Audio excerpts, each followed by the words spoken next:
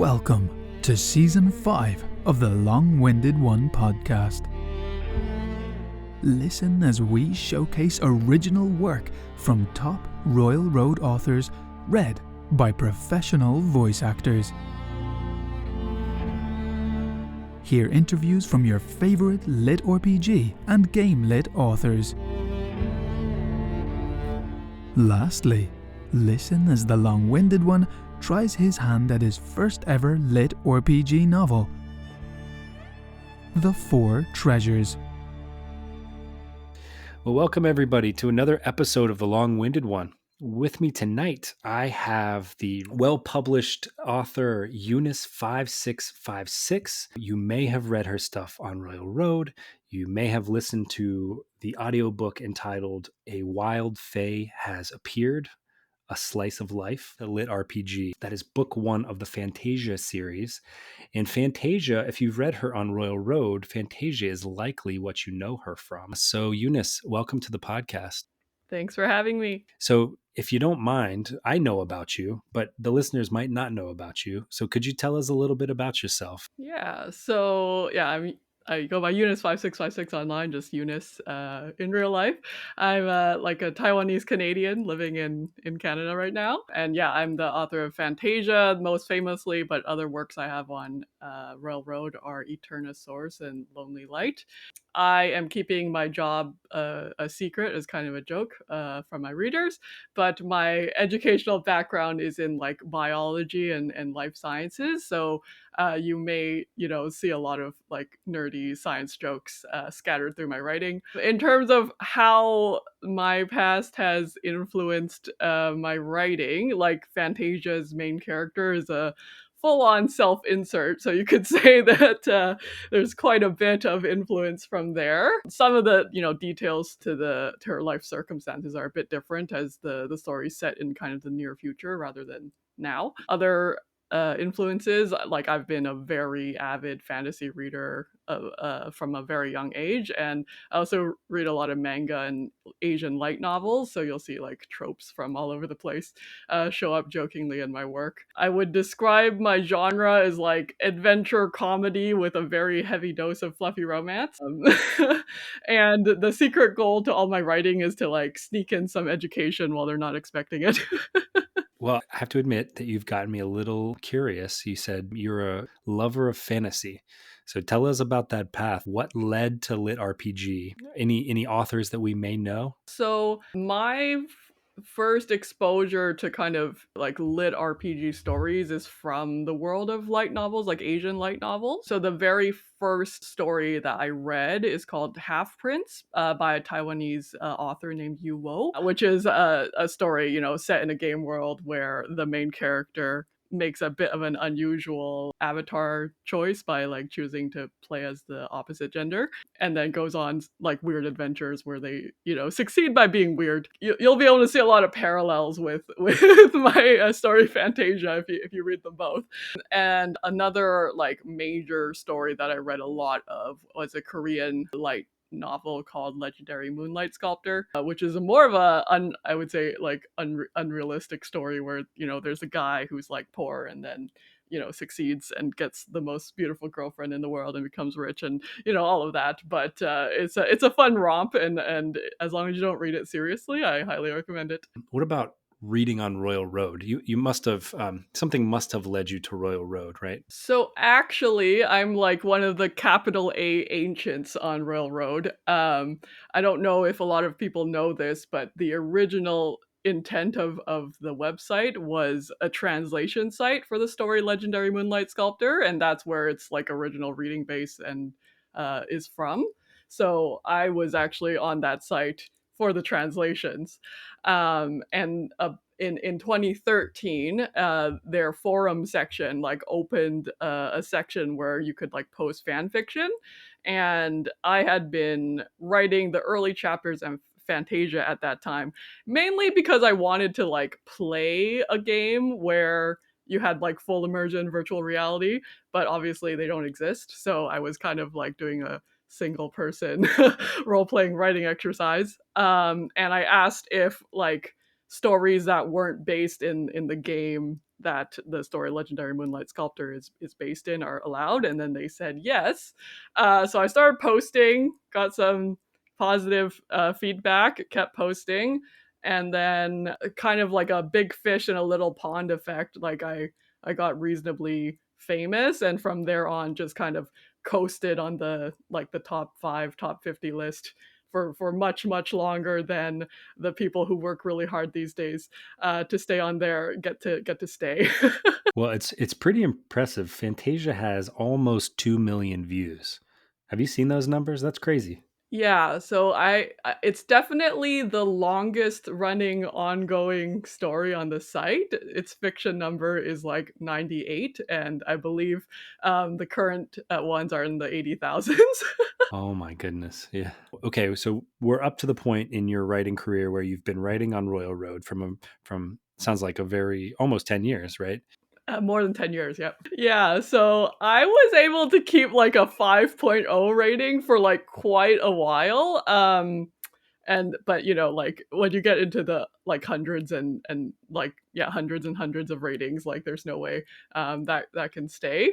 But yeah, like I have loved being on Royalroad, like very like nice and dedicated fans who give me really good comments, really good feedback, and a lot of enthusiasm to keep writing for 11 years at this point. Obviously, like the bigger a site gets, the more likely you are to have someone posting negative comments and stuff like that. And like no matter what you do, like somebody will dislike what you're writing or disagree with what your characters are doing and stuff like that. But it's been like overwhelmingly positive. I'm someone who would never be able to, like write an entire manuscript like in isolation without any feedback, and then, go through like dozens and dozens of rejections to try and get traditionally published. So I think the web serial format is like right up my alley, and I'm really glad that it became a thing around the time that I started writing. So you've been writing on Royalroad for a really long time. Now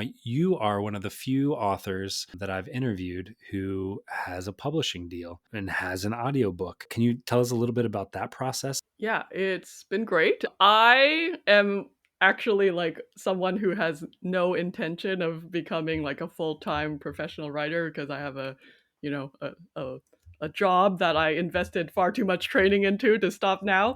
But yeah, so I've been writing on Royalroad, and what happened was I just received like a PM one day on Royalroad, going like, "Are you interested in an audiobook deal?"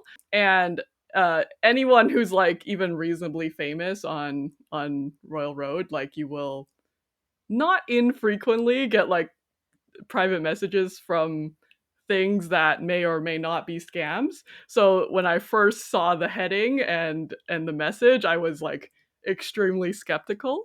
But they're like, yeah, this is the link to our website, and like we can set up a face-to-face meeting online if you're interested. And I went on their website, and lo and behold, it's like a real publishing company that has like published multiple lit RPG books, from Royalroad on their website, and I was like, okay, let's let's do this. So I talked to them, and yeah, it's been a wonderful process, and I've gotten to reach audiences that otherwise would don't even know what like web fiction is, and like audiobook listeners who don't generally read a lot of text stories. So it's been super great. But yeah, like it didn't take any like extra effort on my part to get published. If you just work hard on Royalroad, they'll probably reach out to you as well.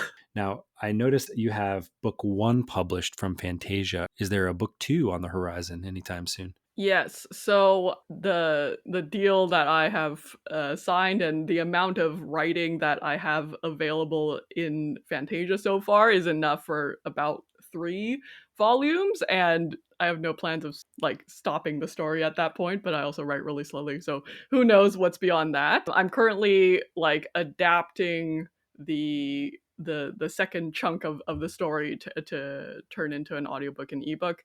There are a lot of elements of my writing that don't translate that well into audiobook. So I have like footnotes. I have like a meta author, a meta narrator who like interjects their opinion throughout the story, Oh, and that's great. yeah, like a bunch of stuff that's like funny, like in text, but like doesn't come across that well in audio. So it does take a bit of adapting to do that, and then I always promise like I'm gonna get it done, like 3 months ago, and it's still not done. They're very like understanding when it comes to like pushing deadlines back and stuff like that. I've noticed this trend, and listeners have heard me say this before. This trend for people to start on Royalroad and go, create this Patreon page and use that Patreon page. Maybe these people are not approached directly by publishers like you were, but they've somehow used this Patreon page to kind of self-publish. It seems like your path might be a little bit different. Do you have a Patreon page? And if so, tell me about your experience with Patreon. Yes, I do have a Patreon page. So like I said before, I really had no intention of like making any money off of this enterprise when I started. And like I don't need the money, so to anyone who's listening and feels guilty about like not donating to my Patreon, like don't. But like the main reason I started a Patreon page, believe it or not, is because I found an unauthorized Russian translation of my story where they had accrued, I calculated approximately $3,000 in donations, and I was like, this is ridiculous. Why is somebody else making money off of my writing and I'm not? And that's when I started a Patreon page. So you're somebody who's been writing for a number of years, and there are a ton of people probably on Royalroad who are aspiring writers or people who are beginner writers who would love to get some advice from you. So this is the time that I, myself included, I would love to hear anything that you might be able to suggest to increase views on Royalroad, philosophy of writing, anything like that that could help us. Yeah. So, when it comes to like becoming successful, a lot of the stuff that I did is based purely on luck, right? Like if I hadn't launched my story right when the website had started accepting fiction, like I would never have become as famous as I did and gotten as many followers. So certainly, like copying what I did is not gonna work well for anyone. But certainly, I have a lot of thoughts on like what you should write and how you should write and stuff like that, which I hope will be helpful. One, don't start writing a story until you know what the main conflict will be and how that conflict will be resolved. Readers can tell when you start out with your enthusiastic first chapter full of world building and then you realize you have no idea where you're going. Uh, I'm a discovery writer as much, as many people are because I get super bored if I know what's going to happen. But yeah, without that guidance of like at least what direction I'm heading, the story quickly becomes like disorganized and it lacks a sense of purpose and stuff like that. Write what you want to read and isn't out there already. So I think some people try and like write for trends and write things that they have already seen. And it's very easy to just fall into that pool of that generic lit RPG story with the blue boxes that everybody has already read 50,000 times. And if you didn't add anything fresh to it, like people are going to be bored and you're going to be bored, honestly. So there are a few elements of Fantasia that are quite like non-standard that we've already mentioned, like the footnotes and the interjections and stuff like that. The main reason I put them in was because when I first started writing, like I was literally writing the story for myself and had no intention of sharing with anyone. So I didn't really care if it like made sense or flowed well or anything like that. But they've become like integral elements to the style of the story. Like people have compared me to like Terry Pratchett, but it's different from that. But there are some similarities, and I think a lot of people have become very annoyed by those interjections and hate them. But a lot of my most devoted fans like really like the level of like meta humor that pervades throughout the story and like that perspective. And I think that's one of the things, yeah, that makes me stand out in this field of many stories. You do need a basic level of technical skill in writing. I think there's a lot of enthusiasm and a lot of people who just tell other people, just write, just write, just write. You can always fix it with editing later. But to my mind, that's kind of like saying, like, you don't need to be able to sing in tune to become a singer. You can just use auto tune afterwards. Like, you you do need a basic level of technical skill in writing, which you can get by just writing more and just by reading good writing. Like, you'll pick it up in your subconscious. Other tips: don't be afraid to delete, like, a lot. Like, some things cannot be salvaged by editing, and if you feel like the story is like going in the wrong direction, just like delete everything up to the point where you feel like you should turn things around, and just write from there. It'll go much easier than rather than trying to, force the story to finish and then trying to edit it later, because then you'll just end up rewriting 2/3 of your story. What's the most you've ever deleted at any one, point in time? I like when I post a chapter, it becomes canon. So the most that I've deleted is one chapter because I don't actually have any stored chapters. Yeah, and one chapter for me is only about 3,000 words. So the number of words devoted to describing something should be proportional to its importance to the story. So I don't want you spending like 10 paragraphs describing a flower in a field on the breeze with its scent and it never show up in the story again. If it's gonna show up and you're gonna describe it that much, it better be a magical flower that's gonna save the hero from the demon lord's poison or something like that. And every scene that you write should accomplish like at least two things, whether that's like plot progression, world building, fleshing out this character more, developing this relationship. Like, you gotta multitask, right? Like, writing a story is more about what you choose not to write than what you choose to write in some ways. So that's something I've refined as I've written more. I think you just dropped a gem on us. Like, could you say that one more time? Anybody could, like, make a constant, recording of every single thing that your main character does, down to, going to the washroom and, wiping their mouths after they eat. Um, and your part of your job as a storyteller is to decide like what parts of that are actually story versus things that we can assume happened but are not important. So another major tip is like your first attempt at writing will probably suck, and that is okay. Um, I don't know why people like expect that their first project is going to become like, like a published bestseller, amazing epic. Like, it's part of a natural progression of learning things that, you suck, and then you suck less, and then you're okay, and then you're pretty good, and hopefully you're really good at the end. So like, I have like Twilight fan fiction that I wrote from when I was like 13, like floating on fanfiction.net, and like I've moved on, and it's okay to write things that aren't good and just hide them somewhere. Although those are still published under Unice5656, so if you really want to search for them, they're there. And then like more like lit RPG specific tips. One is like write things that and integrate them into the story. So like a lot of the class details and, fighting styles and a lot of the stuff that my characters do in the story are actually like related to my personal experience. So like I took like piano and singing lessons as a kid, and that became like relevant to some of my bard characters and some of the quests that they went on. Um, like my biology knowledge. Um, Mainly, I use that into making anatomically accurate descriptions of injuries.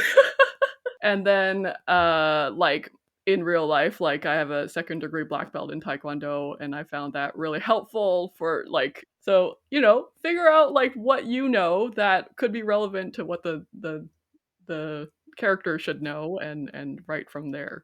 And it's also okay to just go down on giant research rabbit holes if you don't know. Oh man, I spent at least like 10 hours trying to figure out like if swords were like a thing that we made with modern technology, whether or not there'd be like a better metal or alloy or composite than steel. And I still haven't found something that's better than a version of Steel, which made me really sad. Other things have a reason for your like lit RPG setting. I think a lot of people, they just feel like, oh, this is what I've read, so I'll put it in, but they don't have like a reason that it's necessary to the story over like just a normal fantasy with no stats or blue boxes. um like for me, the reason that, you know, the game mechanic is in the story is because there's a dichotomy between the way the characters interact and behave in the real world versus how they are in the game, and there's like, you know, psychology and stuff that goes into there, as well as this really hilarious misunderstanding where the main character thinks that like her love interest is just an NPC for a very long time. Yeah, so it's like it's fully relevant to the story. The story couldn't be told without that element. And so you should have a reason why you have that in your story. And then specifically for Royalroad, like learn the algorithm and optimize for the algorithm. We are all slaves to the algorithm. What does that mean? Tell us more. Okay, so Royalroad, your goal with the way that you post is to just get your story in front of the most prospective readers, and then whether or not they like it is, you know, up to your writing. But like the most common way to get in front of readers is to be on the latest updates list, which you pop up on every time you post a new chapter. So short, frequent chapters are optimal. The way that you like launch, like when you're a new story, is extremely important these days. Like this did not exist when I started, but there's the Rising Stars list. So you should have like a bunch of chapters like saved up for when you launch so that you can do daily to twice daily updates for the entire first month.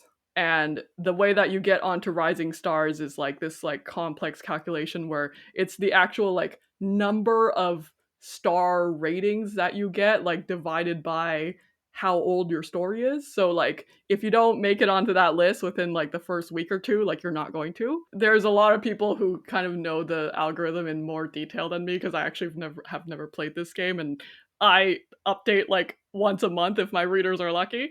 Um, but yeah, like there's a lot of places you can ask around if you want to know how the algorithm works and how you can optimize for it. Can I ask you a question regarding your own publishing schedule? We had a question from one of your readers on Discord, which is about how you publish one chapter a month, and they're wondering if this has kept you engaged in the writing. Yeah, so it's a very generous question in the sense that like I update once per month if I'm being good. It's frequently less often than that, and my readers are like the most patient, supportive people in the entire world. I like some of them have literally been with me for a decade, and I really appreciate that. Um, so certainly, like I get a lot of like fatigue and burnout like from life, but I haven't gotten very much from writing.